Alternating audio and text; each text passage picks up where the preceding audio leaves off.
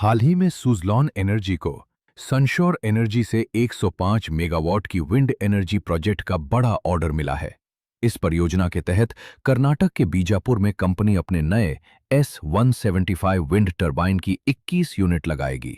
ये भारत का अब तक का सबसे ऊंचा 160 मीटर हब हाइट वाला और 5 मेगावाट क्षमता का सबसे शक्तिशाली विंड टरबाइन है।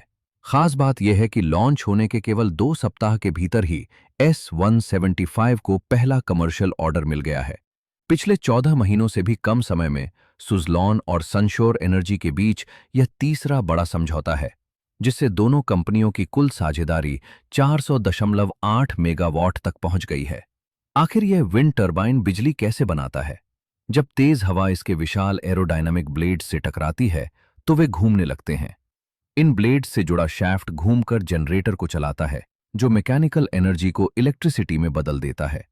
इसके बाद ट्रांसफार्मर वोल्टेज बढ़ाकर बिजली को नेशनल पावर ग्रिड तक पहुंचाता है, जहां से यह घरों और उद्योगों तक सप्लाई होती है।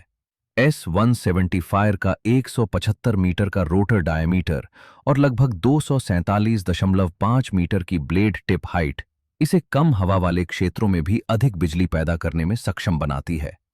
कंपनी का दावा है कि यह पुराने S175 प्लेटफॉर्म की तुलना में लगभग 50 से 55% अधिक ऊर्जा उत्पादन कर सकता है।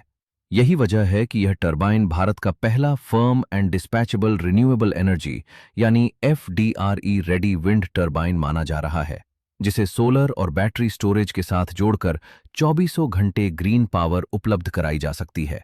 भारत ने साल 2030 तक 500 gigawatt non fossil power capacity और साल 2070 तक नेट जीरो एमिशन का लक्ष्य तय किया है। ऐसे में इस तरह के हाई कैपेसिटी विंड प्रोजेक्ट्स देश की रिन्यूएबल एनर्जी क्षमता बढ़ाने में महत्वपूर्ण भूमिका निभाएंगे। सुज़लॉन पहले ही भारत में 15 गीगावाट से अधिक और दुनिया के 17 देशों में लगभग 21 गीगावाट विंड एनर्जी क्षमता स्थापित कर चुकी है। नई तकनीक की सबसे बड़ी खासियत यह है कि अब उन राज्यों में भी विंड प्रोजेक्ट्स लगाए जा सकेंगे जहां हवा की गति पहले पर्याप्त नहीं मानी जाती थी। यानी ये सिर्फ एक नया ऑर्डर नहीं, बल्कि भारत के clean energy mission, energy security और ग्रीन इकोनॉमी को नई रफ्तार देने वाला एक महत्वपूर्ण कदम माना जा रहा है।